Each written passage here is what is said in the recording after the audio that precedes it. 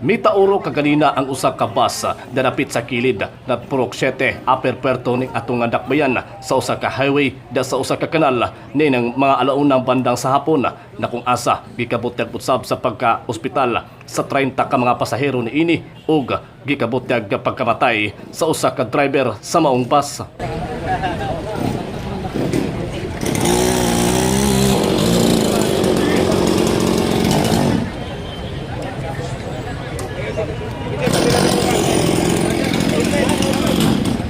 Dali usab nga naluwas ang 30 ka mga pasahero apan walay swerte diini ang usa ka driver sa bus nga giilang si Rito Reyes.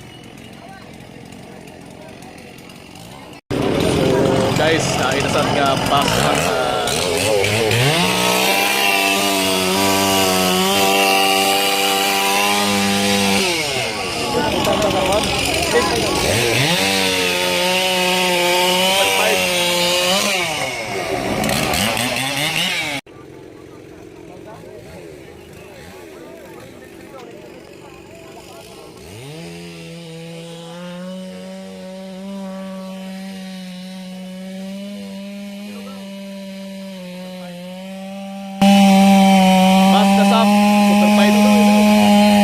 usa ang patay. Usa ka bukang patay nara. Samtang 30 ka buk pasahero.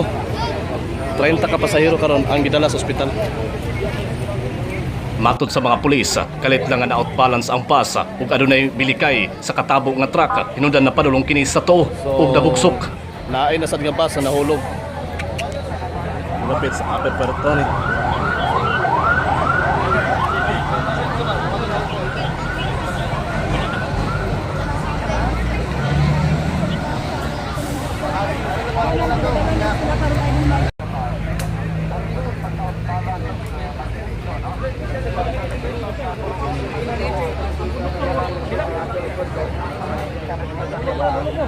Oh, mo update kami.